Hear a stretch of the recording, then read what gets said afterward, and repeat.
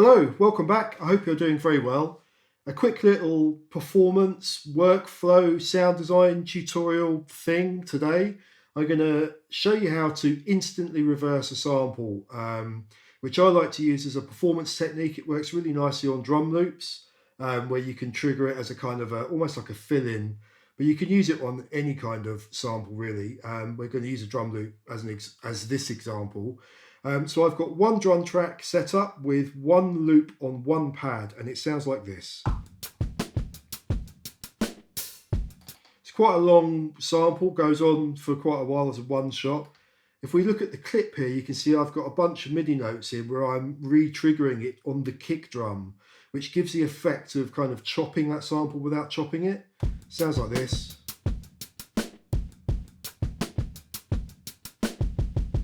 Get the idea. So what we want to be able to do is just instantly reverse that, and there's kind of two stages to this. The first thing we need to do is copy the sample onto the next pad. So we've now got a complete duplicate of that, and then we're going to go and select our MIDI notes and press Shift and copy. So we've now copied those notes into memory. We then select our second pad and go Shift and paste.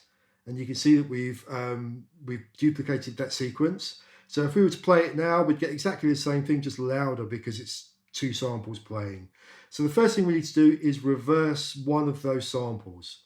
So if we go to Menu and Track Edit and make sure we're on the Samples tab and select our second pad, we tap Reverse, and that's going to play that in reverse. So if we hit play now, we're going to get the same sequence playing, but in reverse and forward direction at the same time, which is going to sound rubbish.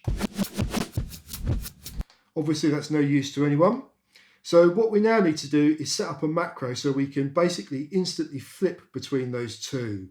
And we're going to do it on a pad macro, which I don't think I've done in a video before. So if we go to the macro screen, we're on pad already. This is a little thing that some people might not know about. If you press the knobs button, which brings up this dialog, and then press note at the same time, it allows you to split the pad matrix in two. So we've now got a section of pad macros that we can press at the top, and we've got a section of note mode that we can play on. You can also go one step further and press knobs, launch, and note. There's a little bit of a knack to the timing, and that splits the playing area into three sections. So now at the top we've got our clip matrix for clip launching. On the left hand side we've got our note area for playing, and now on this bottom right section we've got some pad macros which work just the same as touch macros on the knobs. So what we need to do is set up a macro, a mute macro for these two. So first thing we need to do is select the pad we want to put it on.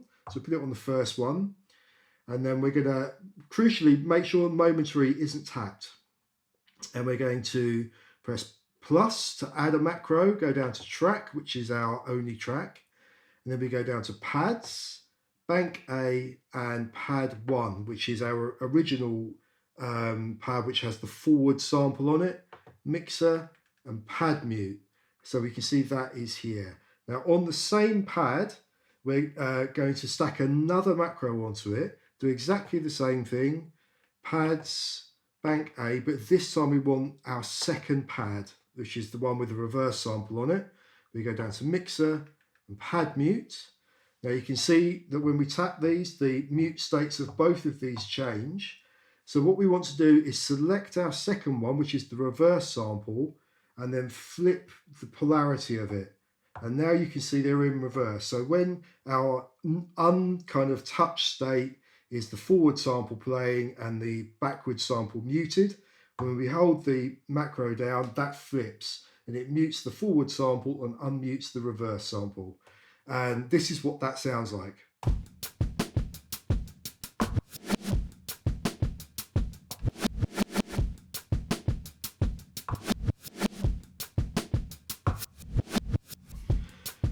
Sounds great. So that's a really flexible way of just building a very quick little kind of just another performance technique you can do basically. Sometimes when I set this up, I actually quite like to go into the pad mixer. Obviously we're muted at the moment, And I like to just do something to the reverse sample to make it sound a bit different. I think reverb often sounds quite nice. So if we just put that on here now, do the same thing again. Obviously that reverb's a bit too aggressive. Gives a nice little bit of texture. You can put delays on there, filter delays, all that kind of stuff.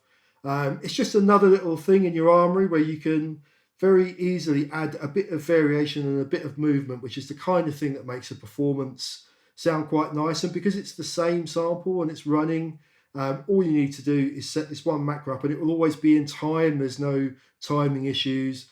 Just a cool little trick. Anyway, I hope that was useful. And as ever, thanks for watching. Cheers, bye.